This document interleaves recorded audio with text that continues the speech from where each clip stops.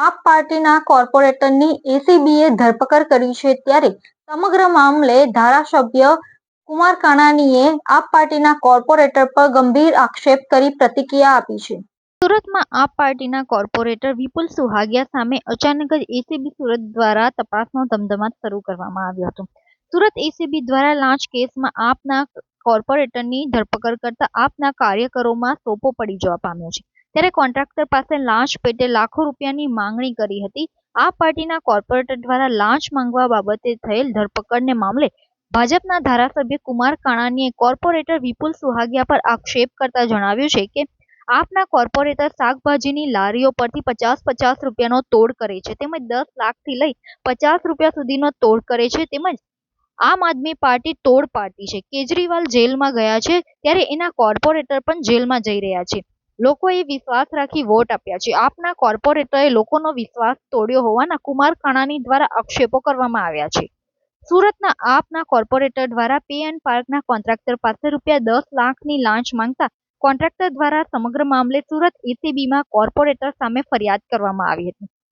આ સમગ્ર બાબતે એસીબી દ્વારા તટસ્થ તપાસ કર્યા બાદ આપના કોર્પોરેટરો સામે મોડી રાત્રે ગુનો નોંધાયો હતો, જે બાદમાં આપના કોર્પોરેટર વિપુલ સુહાગિયાની ધરપકડ કરવામાં આવી હતી.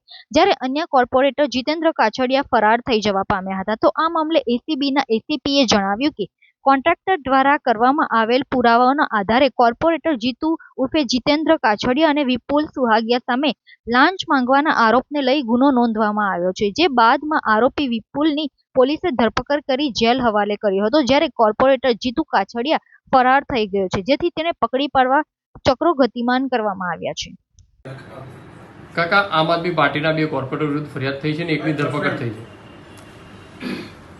આમ આદમી પાર્ટી એ હવે તોડ પાર્ટી બની ચૂકી છે, કારણ કે જેનો નેતા અરવિંદ કેજરીવાલ, એના ધારાસભ્યો, અનેક નેતાઓ, એના મુખ્ય નેતાઓ ભ્રષ્ટાચારના કેસમાં જેલ ભોગવી ચૂક્યા છે, જેલમાં છે. તો આ તો એના કોર્પોરેટરો છે. આખી પાર્ટી ભ્રષ્ટાચારથી ખતબદે છે. દુઃખ તો એ વાતનું છે કે વરાછાની જનતાએ એના પર ભરોસો મૂકી વિશ્વાસ કરી અને મત આપ્યા હતા. ઈમાનદાર પાર્ટી તરીકે એને મત માંગ્યા હતા અને આજે ભ્રષ્ટાચારમાં ગળાડૂબ છે. મને તો આશ્ચર્ય એ વાત ન થાય. આ પાર્કિંગની બાબત જે છે એમાં 10-11 લાખના ભ્રષ્ટાચારની વાત આવી છે, પરંતુ લોકોની જે અમારી પાસે ફરિયાદો આવે છે, શાકભાજીનો લારી હોય એની પાસે 50 રૂપિયા છોડતા નથી. 50 રૂપિયા રોજ એના માણસો નીકળી પડે છે. રોજ સાંજે 50 રૂપિયા લારીને આપી જ દેવાના. આટલો મોટો ભ્રષ્ટાચાર કરી રહ્યા છે. એટલે જેના નેતાઓ ભ્રષ્ટાચાર હોય, એના માણસો, એના કોર્પોરેટરો ભ્રષ્ટાચારી જ હોય અને ભ્રષ્ટાચાર જ કરી રહ્યા છે. આખી જનતા હવે જાણી ચૂકી છે અને એટલા માટે હવે લોકોનો જે વિશ્વાસ તોડ્યો છે અને એ લોકો જાણે છે કે હવે અમારી પાસે 1 વર્ષ છે. વર્ષ પછી કોર્પોરેશનની ચૂંટણી આવવાની છે. ટિકિટ મળે તો બી અમે જીતવાના નથી, લોકો મત આપવાના નથી. એટલા માટે બેફામ બનીને બેધડક ડર વગર ભ્રષ્ટાચાર કરી રહ્યા છે. ખૂબ જ ગંભીર બાબત છે.